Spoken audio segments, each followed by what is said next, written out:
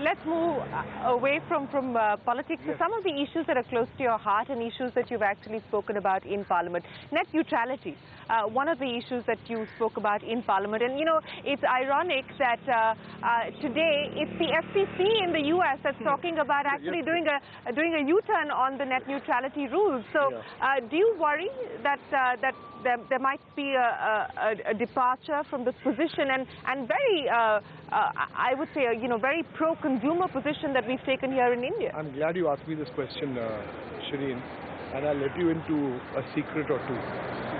Number one, the battle for net neutrality was not won on the floor of Parliament. It was won in the standing committee of the IT and Telecom Committee, and we were all from different political parties. I have no problem in admitting the chairman of the committee was from the BJP, Anurag Thakur. And I was one of the, obviously I was very, very vocal, and when I sat down and we discussed it, 3-4 of us knew the subject a little, and I'm no techie, but we just learned subject, and we won this debate. And Mark Zuckerberg came to India, and we spoke to him many a time one-on-one, and we explained the reality. So what has happened in the US is, I don't think it's going to affect the position in India, because the current minister on the floor of the House has assured me and assured the rest of Parliament that all is well.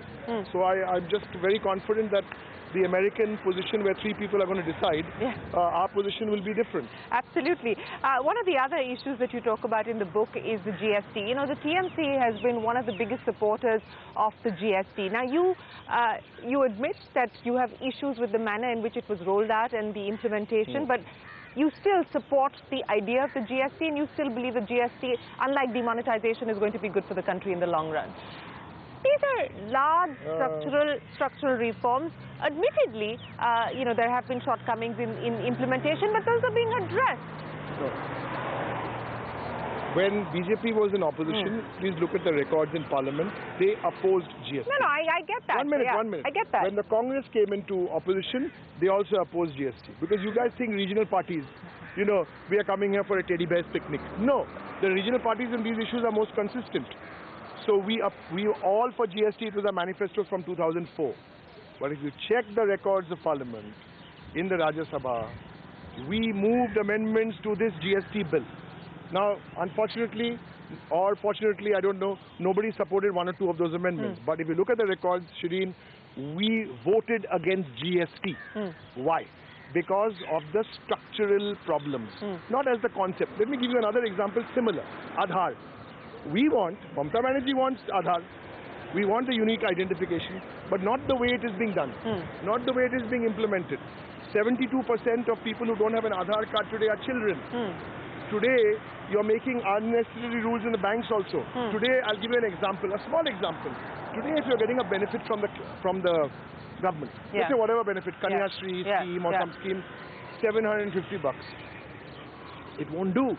The bank account is now saying you need 2,000 rupees. So these are the main issues. Well, let me talk to you about the 6 lessons that you talk about in the book that you've learned as a parliamentarian. My favorite chapter. Absolutely, and I enjoyed reading that. You talk about not getting personal, sticking to issues, distinguish strategy from tactics, research, grassroots, not con market. Clearly, that's going to touch a lot of nerves.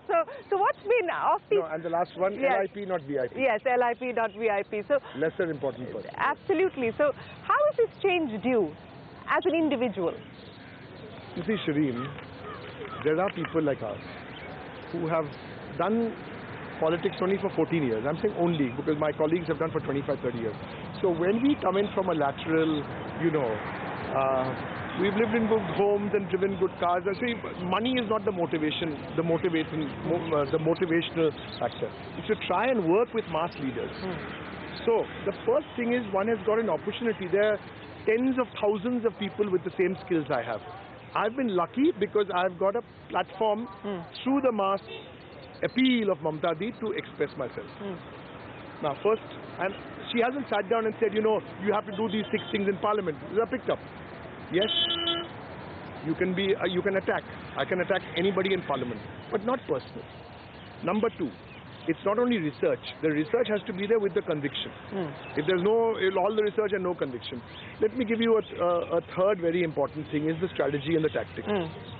Now in Trinamool, you can express yourself, but once the strategy of the party is agreed, Parliament you can't change strategy. You can only change your tactics, you know, depending on, but not the strategy. Yeah. And the last one to me, which is very, very crucial, is this LIP VIP. I really believe, this is my personal view, you know, you don't need somebody, if you're below 60, I'm not talking about the senior citizen. Yeah.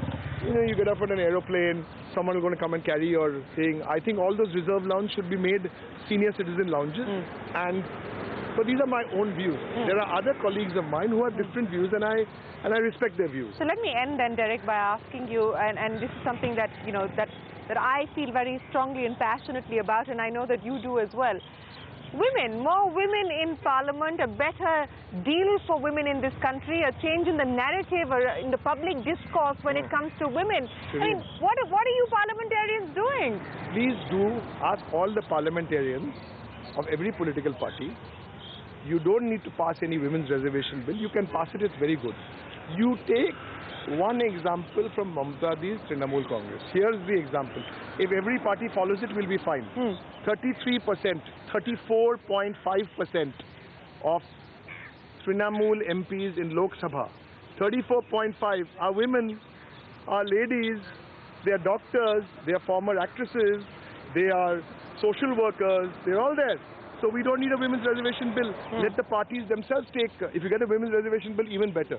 We've got 34.5% who are women, and I think that's the way to go, and that's a good example. And I also do believe that when women's issues come to Parliament, and I insist on this, that when women's issues come, the men should speak on the women's issue. One of the most moving, to me, deep down speeches I made was when that 16-year-old girl was raped in Delhi, because I don't know whether I was no politician, I was, you know, no social activist, I was speaking as a father. So I think women's issues is big, but no use talking about it. So I think Parliament will be a good, but this tokenism also won't do. Yes, I hope we go beyond tokenism. Since you're now also a cephalogist, you're predicting what's going to happen in Karnataka. You're predicting what's happening in Tamil Nadu. I'm a student. I say that Parliament is a university. I'm no sub-janta. I like to express myself. You see, when you're the chief national spokesperson of your party also, you know, you sometimes, you know, you stay away from TV cameras, because otherwise every day you have to go to the... So I've been very low profile. I have not been going on television. So yes, I study politics. I'm a junkie. And I do believe in Bengal, so there's easy one. There's a big contest on in Bengal, but that's for second, third and fourth. Okay. Trinamool is far ahead. I think Karnataka is a done deal for the Congress. Sitaramaya ji has done marvelous. So Amarinder Singh in Punjab also is a done deal. I think Stalin is my big bet. You know, I'm not doing betting in politics, but I think Stalin, and I've been to Chennai now 3-4 times, and you could just sense, you know, the BJP have played it very wrongly there, and Stalin is just, and we say about dynasts, about people who don't build. I think Karunanidhi ji has done 94-year-old man, Stalin in his 60s. By the way, you didn't, Trinamool is one of the few parties where we have a very strong second line. Not guys who want to come in front of your television cameras, but I can tell you, I can tell you we have a crack team in place. Who is the second line? They avoid the television cameras, but they are. So give us names. I'll tell you. They are basically on two pillars. One pillar is on the party, on the party, the strength of the party organization, and the second pillar, the second line is obviously the people in the ministry in Bengal. And we have a nice blend of experience and. Experience here and different kinds of people. So no impact of the people who've left and joined the National Party? No. No? This is, you see the see, big talk is very easy here. You know, this is Lati and Delhi. When you land here, you get so much of helium gas, you get gas. But I always say the bottom line is, listen, no big talk. Big talk is you wait for the panchayat elections to come in Bengal. Okay. Elections are coming in March, April. You watch what will happen. There's a big battle for second and third. Who comes second, who comes third, who comes fourth, I don't know. So but Gujarat? And why?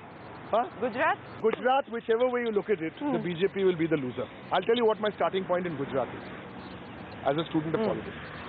The BJP's 59% of the vote share in 2014, last election. Yeah.